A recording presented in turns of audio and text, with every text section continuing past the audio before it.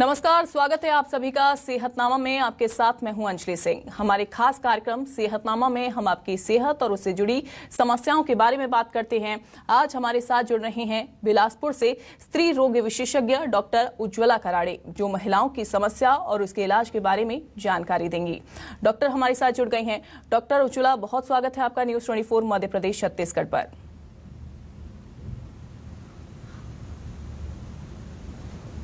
Thank you Anjali ji, thank you ji. Doctor Ujjwala, चूंकि महिलाओं की समस्याओं के बारे में हम बात कर रहे हैं, तो सबसे पहला सवाल मेरा आपसे यही रहेगा कि अमूमन कौन कौन सी बीमारियां महिलाओं को हो जाती हैं पीरियड्स के दौरान और किन बातों का ध्यान उनको रखना चाहिए?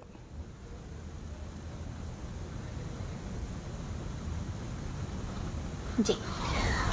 अगर महिलाओं की समस्या का हम बात करते हैं तो पीरियड के दौरान सैनिटरी पैड ना यूज़ करने के या फिर हाइजीन ना मेंटेन करने की वजह से इन्फेक्शन के चांसेस है, वाइट डिस्चार्ज के चांसेस है, लिकोरिया जिसे कहते हैं हम।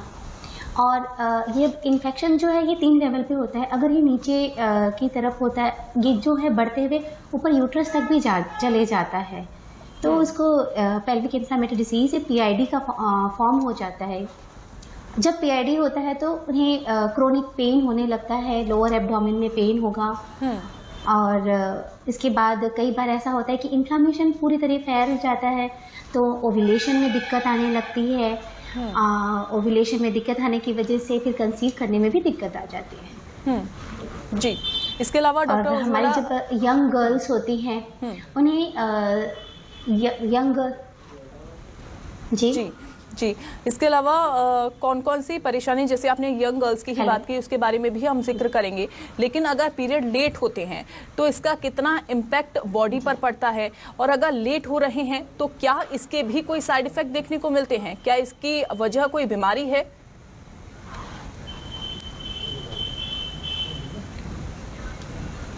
जी हाँ, अगर देखिए, अगर जो हमारा डेट होता है पीरियड का, उसमें 7 प्लस माइनस हम नॉर्मल मानते हैं। अगर 7 दिन पहले आ रहा है या फिर 7 दिन बाद आ रहा है तो उसे नॉर्मल में गिना जाता है।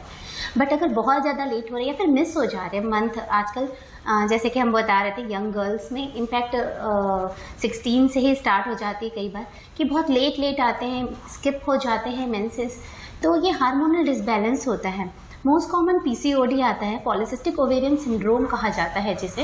इसकी वजह से मेंसेस इरेगुलर हो जाते हैं, पूरी बॉडी में हार्मोनल डिसबैलेंस होने लगता है, तो इसकी वजह से मेंसेस में इरेगुलरिटी आ जाती है। जी। इसके अलावा चूंकि आप बच्चियों का जिक्र कर रही थी, अगर टीनेज में इस तरीके की परेशानी होती है तो डॉक्टर उज्ज्वला, किन बातों का शुरुआती समय में किन बातों का ध्यान रखा जाए? महिलाएं जो हैं, बच्चियों की जो माताएं हैं, किन बातों का ध्यान रखें शुरुआती दौर में, और कैसे बच्चियों को इन सारी चीज़ों के बारे में जानकारी दें, सही से गाइडेंस उनको मिल सके?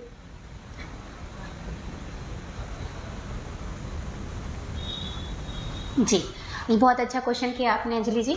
हमें सबसे पहले बताना चाहूँगी कि जो बच्चियाँ होती है उन्हें पहले थोड़ा सा एजुकेशन देना चाहिए मेंसेस के बारे में, सैनिटरी एजुकेशंस देने चाहिए, और स्टार्टिंग से ही उन्हें सैनिटरी हाइजीन के बारे में बताना चाहिए। मदर को पहले ही ग्रूमिंग करनी चाहिए ताकि उनको कभी अनईजी ना लगे। एकदम शौक जैसी बात होती है यंग गर्ल्स के लिए ये, तो उसका ध्यान रखें कि पहले उन्हें पता हो कि क्या होने वाला है उनके साथ। और ये बॉडी के परिवर्तन है, नॉर्मल है, सबको होते हैं, उन्हें पता होना चाहिए। सेकेंड चीज़ है कि आजकल जो दिख रहा है इतना इरेगुलर हो रहा है, मतलब हमारे पास जब पेशेंट्स आते हैं तो 10 में से 6 गर्ल्स ऐसी होती है जिसको मेंसेस इरेगुलरिटी होती है। और उसका बहुत बड़ा कारण जो हम अभी जब हम ट्रीट करते हैं तो हमें लगता है जिसका बहुत बड़ा कारण हमारा खान पान है, हमारा रहन सहन है। तो जैसे कि बच्चे आजकल जंक फूड बहुत खाते हैं, पैक फूड बहुत खाते हैं, तली भुनी चीज़ें बहुत पसंद करते हैं, मैदे वाली चीज़ें बहुत पसंद करते हैं। इन्हें अपनी डाइट से हटाना चाहिए। बच्चों को भी हेल्दी तरफ ले जाया जाए, ये बहुत ज़रूरी होता है। जो जंक्स होते हैं उनकी वजह से ही हार्मोनल इरेगुलरिटी आती है। तो हमें कोशिश करना चाहिए कि मैदा कम से कम दे उनको। ये जो भी मैदे से बने हुए चाउमीन वगैरह जो हमारे बच्चे खाते हैं आजकल बहुत शौक से, और जो फैटी चीज़ें खाते हैं, कोशिश करें कि घर का खाना दें उनको। और लड़कियों के लिए मेन बात ज़रूरी होती है कि उनके बॉडी में कैल्शियम और आयरन का अच्छा सोर्स होना चाहिए। तो फ्रेश फ्रूट्स जो उनको माइक्रो न्यूट्रिएंट दें, साथ ही साथ उनको नट्स, एलमंड नट्स जो होते हैं उनमें बहुत प्रचुर मात्रा में माइक्रोन्यूट्रिएंट, जिंक, मल्टीविटामिन टैबलेट देने से बेटर है कि हम उन्हें एक नेचुरल फॉर्म में स्टार्टिंग से ही दें, क्योंकि ग्रोइंग एज में उनको इन सब की कमी होनी ही है। ब्लीडिंग होगी तो उनको आयरन की कमी होनी ही है। तो आयरन का जो सोर्स होता है, रिच सोर्स होता है, बीट रूट दिया जाए उनको, कैरेट्स दिए जाए, पालक दिया जाए, ये सभी हम बहुत ईजिली, बहुत सस्ते तरीके से अपने न्यूट्रिशन में अपने खान पान में डाल सकते हैं। उनकी हैबिट शुरू से ही अगर हम ठीक रखें। हाँ, सेकेंड हैबिट से हम बताना चाहेंगे कि आजकल बच्चे पढ़ते हैं बहुत ज़्यादा, उनको पढ़ाई का भी प्रेशर होता है, तो सिटिंग उनका बहुत लंबा होता है स्टडी के लिए। तो उनको थोड़ा मोटिवेट करें, उनको बहुत ज़्यादा स्ट्रेस ना दें, बिकॉज स्ट्रेस की वजह से भी हार्मोनल डिसबैलेंस होता है, सिर्फ खान पान नहीं। आजकल उनका खेल कूद भी कम हो गया है, मोबाइल में ही खेल लेते हैं या फिर टीवी पे ही खेल लेते हैं वो।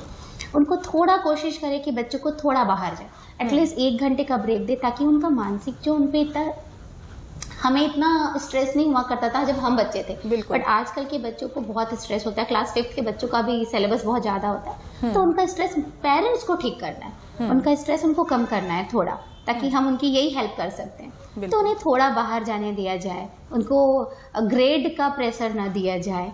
बिल्कुल जी डॉक्टर उज्ज्वला, लेकिन अगर ब्लीडिंग बहुत ज़्यादा हो रही है और अगर क्योंकि ये कहा जाता है कि जो साइकिल है वो 4 to 5 डेज तक चलता है, लेकिन अगर वो 7-8 डेज तक चल रहा है या 9 डेज तक चल रहा है, तो क्या इसका इम्पैक्ट भी पड़ता है या ये कोई खतरे की घंटी हो सकती है?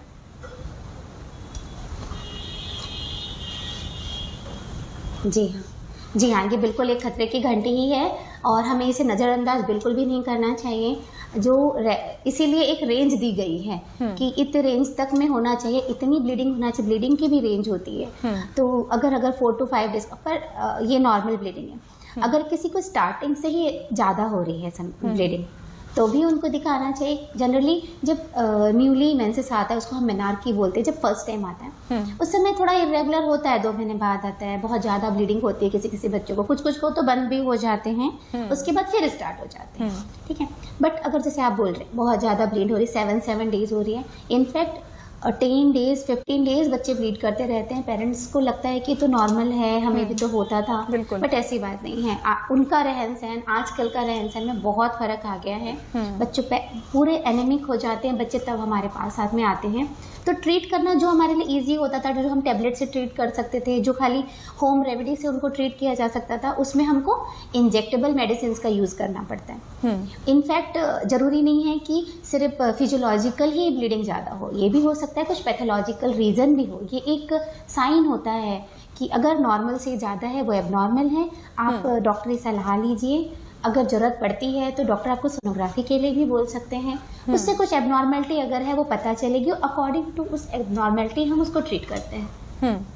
जी डॉक्टर उज्ज्वला, एक और चीज़ मैं यहाँ पर आपसे जानना चाह रही थी, क्या पीरियड्स में इरेगुलरिटी क्या ये दर्शाती है कि प्रेगनेंसी में दिक्कत आगे आने वाली है?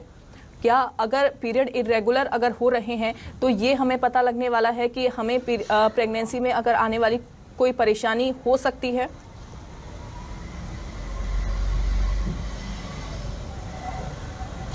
हाँ, ये बात भी बहुत अच्छा क्वेश्चन है, क्योंकि अब बहुत ज़्यादा इनफर्टिलिटी बढ़ती जा रही है अभी आजकल। पहले ही होता था इनफर्टिलिटी 35 के प्लस में ही पेशेंट आते थे, पर आजकल तो बहुत ही यंग एज में, इनफैक्ट 26 में 24 में भी इनफर्टाइल कपल्स आते हैं। सही बोला जाए तो ये बहुत ही वर्सेटाइल टॉपिक है, इनफर्टिलिटी एंड द मेंसेस का। दोनों को कनेक्शन तो है, ऐसा नहीं है कि कनेक्शन नहीं है, बट एकदम हम ये नहीं बोल सकते कि अगर इरेगुलर मेंसेस है जिसके वो उसको इनफर्टिलिटी आएगी, डायरेक्ट कनेक्शन नहीं बोल सकते कि अगर इरेगुलर है आपके यंग एज में तो you will infertile in future. But हाँ, थोड़ी कनेक्टिविटी है, क्योंकि जैसे हम इरेगुलर मेंसेस में गए तो हम उसका हम कॉज पता करते हैं सबसे पहले। तो जैसा मैंने आपको बोला कि PCOS है, समझिए अगर पॉलीसिस्टिक ओवेरियन सिंड्रोम है तो वो एक पूरा सिंड्रोम है, उसमें पूरे हार्मोन्स ही गड़बड़ हो जाते हैं, तो ओव्यूलेशन देर से होता है, उसकी वजह से जब वो बच्चियाँ बिफोर मैरिज तो हम उनका मेंसेस रेगुलर करने की कोशिश करते हैं, आफ्टर मैरिज उनको कंसीव कराने की कोशिश की जाती है, पर ऐसा ज़रूरी नहीं है। कई सारे पेशेंट होते हैं जो कि खुद से कंसीव भी कर जाते हैं और ये इस पे कंसीव करना बहुत डिपेंड करेगा कि आपकी इरेगुलरिटी किस वजह से है। अगर उसमें फाइब्रॉइड है, उसकी वजह से अगर मेंसेस इरेगुलर हो रहा है तो हम फाइब्रॉइड की ट्रीटमेंट करेंगे और वो फर्टिलिटी उनको कंसीव होगी। डायरेक्ट कनेक्ट नहीं किया जा सकता कि अगर इरेगुलर है तो इनफर्टाइल है या फिर कुछ दिक्कत आएगी, बट हाँ कुछ परसेंट तो है जिससे दिक्कत आ सकती है। बट फर्स्ट 1 to 2 ईयर तो स्ट्रेस नहीं लेना चाहिए अगर आफ्टर मैरिज भी फर्टिलिटी के लिए, क्योंकि हमने जहाँ तक देखा है बिकॉज ऑफ स्ट्रेस एकदम यंग एज में, जस्ट मैरिज के बाद में 1 साल में ही कंसीव नहीं हो रहा वाला स्ट्रेस लेते हैं पेशेंट्स, उसकी वजह से भी उनको इनफर्टिलिटी वाली दिक्कतें होती है। तो बिल्कुल स्ट्रेस एटलीस्ट 1 ईयर तो बिल्कुल भी नहीं लेना चाहिए। जी डॉक्टर उज्ज्वला, एक मिथ ये भी है कि अगर आफ्टर मैरिज अगर 1 ईयर या 2 ईयर तक अगर कंसीव करते हैं तो ठीक रहता है, लेकिन अगर बहुत ज़्यादा लंबा टाइम हो जाता है, 4 या 5 ईयर हो जाते हैं, तब कंसीव करने में बहुत ज़्यादा दिक्कत होती है। क्या ये रियलिटी है या वाकई में ये बस एक मिथ है?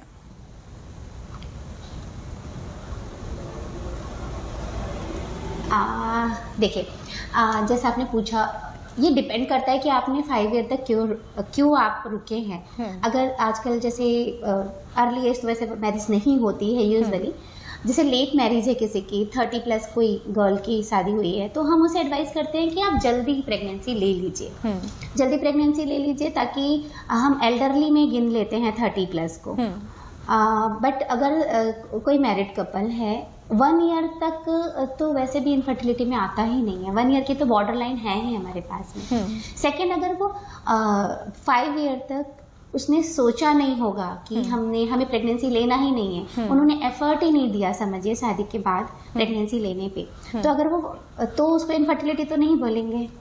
तो आफ्टर 5 ईयर अगर वो एफर्टफुल प्रेगनेंसी के लिए ट्राई करते हैं, उसके बाद अगर वो प्रेगनेंसी कंसीव नहीं करती है तो हम बोल सकते हैं कि वो इनफर्टिलिटी है। बट अगर कोई गर्ल है जो कि 30 की एज पे उसकी मैरिज हुई है और उन्होंने 5 ईयर समझिए ब्रेक ले लिया, तो वो 35 हो गई, उसके बाद अगर उसने एफर्ट किया तो ऑब्वियसली उस समय गर्ल्स के बॉयज़ के दोनों को एज का फैक्टर आता है, तो दोनों की फर्टिलिटी पावर में कुछ तो लेवल डिक्रीज होता है।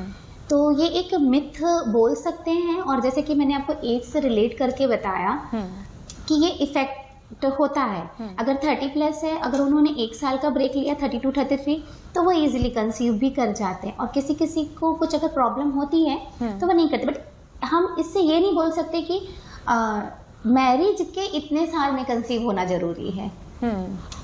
बस हमको ये है, हमारा जो पॉइंट ऑफ व्यू होता है इनफर्टिलिटी का, वो होता है 1 ईयर ऑफ एक्टिव जब स्टार्ट होता है प्रेगनेंसी को चाहना, तब से।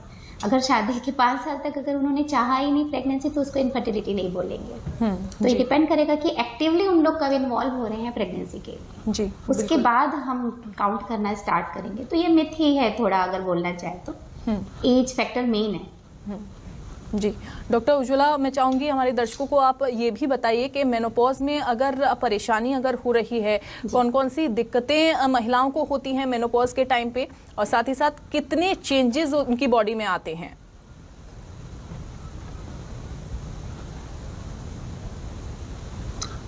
जी हाँ, मेनोपॉज एक तो ये फिजियोलॉजिकल है, सबको होना है, एक एज ग्रुप में होना है। समटाइम पैथोलॉजिकल भी होता है, जैसे कि हम सर्जिकल मेनोपॉज बोलते हैं। अगर किसी का यूट्रस रिमूव होने का ऑपरेशन हो गया है before the age of menopause, तो वो सर्जिकल हो गया। या फिर कुछ ऐसी दवाइयाँ होती हैं जिससे मेंसेस परमानेंटली हम बंद करना पड़ता है कुछ रीजन से, तो मेडिसिन के थ्रू हम मेनोपॉज लें।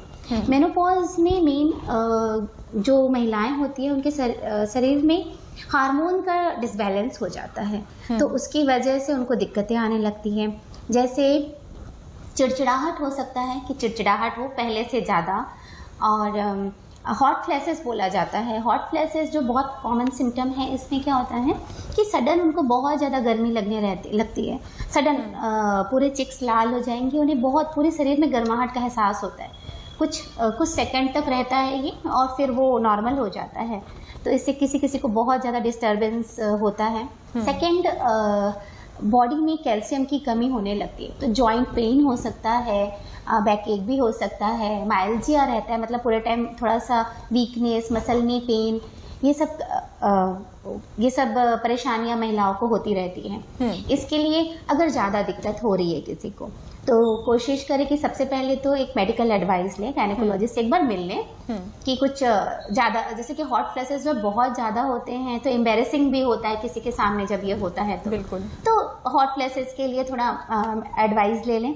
सेकेंड, अगर इन जनरल हल्की फुल्की चिड़चिड़ाहट हो रही है, बहुत ज़्यादा इतना नहीं है कि सीवियर नहीं लग रहा आपको, आप टॉलरेट कर ले रहे हैं, तो एटलीस्ट आप थोड़ा अपनी डाइट में कैल्शियम के सोर्स को बढ़ा लीजिए। कैल्शियम के सोर्स में हम मिल्क प्रोडक्ट्स को इंक्रीज करवाते हैं, तो इस समय एक्स्ट्रा प्रोटीन, एक्स्ट्रा मिल्क का कंज्यूम करना चाहिए। सेकेंड, अगर कोई मिल्क नहीं ले पाता तो कर्ड ले लें, पनीर, जिसमें बेसिकली हमको कैल्शियम और थोड़ा प्रोटीन देना है उनकी बॉडी को, क्योंकि जॉइंट पेन ये कैल्शियम की वजह से होते हैं। सेकेंड, ओमेगा 3 फैटी एसिड भी बहुत यूजफुल होता है इस समय। तो ओमेगा 3 वैसे तो सप्लीमेंट हम जनरली प्रिस्क्राइब नहीं करते कि यूजुअली कि सप्लीमेंट लेके उसको पूर्ति की जाए, वो तब दिया जाता है सप्लीमेंट जब आप में डायग्नोस्ड कमी हो जाती है। पर अगर आप पहले से उस पर जागरूक हैं तो आप अपनी डाइट में ओमेगा 3 के सोर्स को बढ़ा लीजिए। जो नॉनवेज खाते हैं उनके लिए फिश एक बहुत अच्छा सोर्स होता है ओमेगा 3 के लिए। जो वेजिटेरियन है, प्योर वेजिटेरियन है, वो फ्लैक्सीड, अलसी के बीज, इसमें बहुत अच्छा सोर्स है। और जो हमारे नट्स होता है उसमें सब चीज़ होता है। तो आई थिंक लड़कियों को तो बचपन से ही नट्स जरूर खाने चाहिए, सोक करके। थोड़े से 4 बादाम हो गए, 1 अखरोट हो गया, किशमिश, उसमें आयरन बहुत सारा है, ज्वारा, ये सबको पानी में सोक करके जरूर खाना चाहिए ताकि माइक्रोन्यूट्रिएंट की कमी ही ना हो। और सेकंड, कैल्शियम, अगर मिल्क एक्चुअली थोड़ी बढ़ती एज में हमारा डाइजेशन थोड़ा पहले से कम हो जाता है, तो में हो सकता है कि आप मिल्क डाइजेस्ट ना कर पाए, तो ऐसे केस में कैल्शियम और आयरन सप्लीमेंट आपको ले लेने चाहिए, उससे कोई प्रॉब्लम नहीं है। जी डॉक्टर, एक और चीज़ यहाँ पर मैं आपसे जानना चाहूँगी, ब्रेस्ट कैंसर का अगर महिलाएं पता लगाना चाहती हैं तो कैसे खुद से पता लगाया जा सकता है? क्या इसका घर में भी पता लगाया जा सकता है?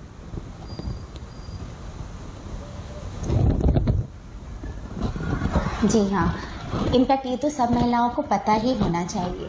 ब्रेस्ट कैंसर पहले तो बाहर विदेशों में ज़्यादा होता था, बट अब ऐसा कुछ उसमें बॉर्डर्स नहीं रह गई है, बहुत ज़्यादा कॉमन है हमारे भारत में भी।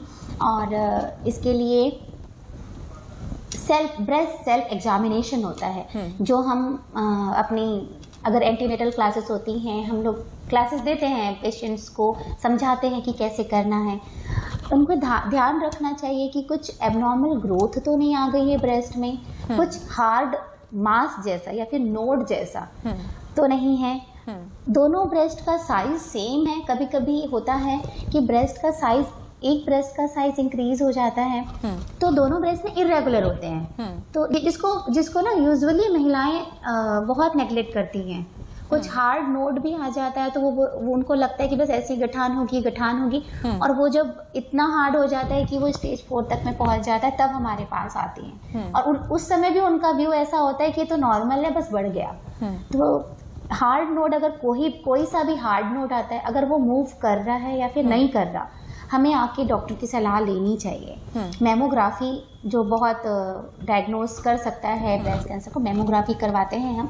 मेमोग्राफी अब तो इनिशियल स्टेज पे सोनोग्राफी भी करवा लेते हैं, सोनोग्राफी करवाना चाहिए, मेमोग्राफी करवाना चाहिए, ब्रेस्ट सेल्फ एग्जामिनेशन करना चाहिए। कोई भी एबनॉर्मल नोड्स आ रहा है या फिर हल्का फुल्का पेन हो रहा है, मेंसेस से भी ये रिलेटेड होता है। कई बार ब्रेस्ट में पेन होता है जो कि मेंसेस आने के पहले होता है, तो उसमें भी थोड़ा ध्यान देना चाहिए।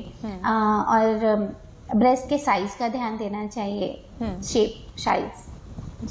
जी हाँ, एक और चीज़ था कि ब्रेस्ट से सिक्रीशंस होते हैं, तो वो भी हमें ड्यूरिंग लैक्टेशन पीरियड में तो होते ही हैं, बट कभी कभी एबनॉर्मल ब्रेस्ट से सिक्रीशन होते हैं, तो वो भी हमें डॉक्टर की सलाह लेनी चाहिए, रेड वाइट सिक्रीशंस। जी डॉक्टर, अगर बर्थ कंट्रोल अगर किसी महिला को करनी है तो कौन से वो तरीके हैं जिनसे बर्थ कंट्रोल की जा सकती है? दूसरा मेरा सवाल ये भी कि अगर अनवांटेड प्रेगनेंसी अगर किसी को हो गई है तो क्या कैसे उनसे बचा जा सकता है? अगर कॉन्ट्रासेप्टिव पिल्स अगर किसी ने ली है तो क्या ये हानिकारक हो सकती है इन फ्यूचर?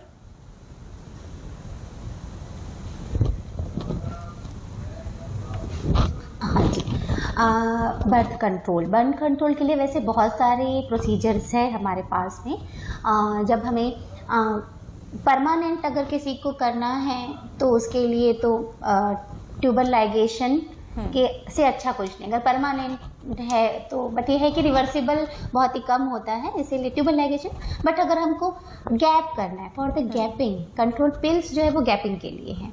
तो अगर गैप रखना है बच्चों में और तब हम पिल्स ले सकते हैं, हम कॉपर टी लगा सकते हैं, हम उसके लिए आजकल तो बहुत ही नए चीज़ें भी आ गई है। पैच जैसा भी आता है जिसे हमें सिर्फ बॉडी में लगा लेना होता है, खाने की ज़रूरत नहीं पड़ती है, हफ्ते में एक बार लगाना पड़ता है, वो 7 दिन रहता है। ऐसे पैचेस आते हैं, तो रिंग्स होते हैं जिसे सिर्फ इंसर्ट करना होता है। बहुत अच्छी फैसिलिटी आ चुकी है। बट हाँ, मोस्ट कॉमन अभी जो यूजुअली प्रेफर करती हैं महिलाएं वो है कॉपर टी एंड पिल्स। तो जैसे आपने बोला कि उसका कुछ आगे नुकसान हो सकता है क्या? हाँ, एक रेंज दी होती है, बिकॉज ये तो हार्मोन ही है ना, एक हार्मोन ही है। तो इसकी बहुत ज़्यादा, क्योंकि हमने जैसे बताया कि एक परमानेंट मेथड्स होते हैं और एक होते हैं जो कि गैपिंग के लिए होते हैं। तो ये तो गैपिंग के लिए है। अगर आपको 5 साल का गैप रखना है, 3 साल का गैप रखना है बच्चों में, तो आप इसको यूज़ कीजिए। तो इसमें बहुत लॉन्ग टर्म यूज़ करना हम एडवाइस नहीं करते हैं। लोग 10-10 साल खाते हैं तो उनको दिक्कतें हो सकती है। तो शॉर्ट टर्म यूज़ के लिए दिक्कतें नहीं हैं। थोड़ा बहुत जो पहले वाली जनरेशन्स की पिल्स थी उसमें हाई डोज मेडिसिन देना पड़ता था, तो उसकी वजह से जो उस एस्ट्रोजन और प्रोजेस्टेरॉन के कॉम्बिनेशन से उसकी वजह से महिलाओं में मोटे हो रहे हैं ऐसा लगता था। बट उसमें क्या होता था, वाटर रिटेंशन हो जाता है, तो वो शरीर फूला फूला लगने लगता है।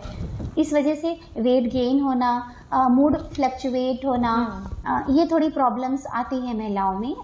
तो इसके लिए भी न्यू पिल्स आ गई है। न्यू पिल्स में वो सब हार्मोन जो ये सब कॉज करते हैं उसका लेवल थोड़ा कम कर दिया गया है, विथ सेम इफेक्टिवनेस उतनी ही है। तो इससे जो सिम्टम्स हैं ना वो कम आएंगे आपको जी। तो न्यू टेक्निक बहुत अच्छी है, आराम से यूज़ किया जा सकता है। कॉपर टी अगर किसी को सूट कर गई तो वो तो बहुत अच्छा है। 3 ईयर की होती है, 5 ईयर की होती है, 10 ईयर की भी लोग लगाते हैं। तो उससे बेटर और कुछ नहीं। अगर आपको सूट की, सबका शरीर एक जैसा नहीं होता, सबको सेम चीज़ें सूट नहीं करते, बिल्कुल। तो उसके हिसाब से हम लोग उनको प्रेस्क्राइब करते हैं और सबका रिजल्ट भी अलग अलग होता है। बिल्कुल जी बिल्कुल। डॉक्टर उज्ज्वला, बहुत ही अच्छे तरीके से आपने महिलाओं से जुड़ी समस्याओं के बारे में बताया। समय हमारे पास बस इतना सा ही है। बहुत शुक्रिया आपका न्यूज़ 24 मध्य प्रदेश छत्तीसगढ़ को अपना कीमती समय देने के लिए। सेहतनामा में फिलहाल के लिए बस इतना ही, लेकिन बाकी खबरों के लिए आप देखते रहिए न्यूज़ 24 मध्य प्रदेश छत्तीसगढ़।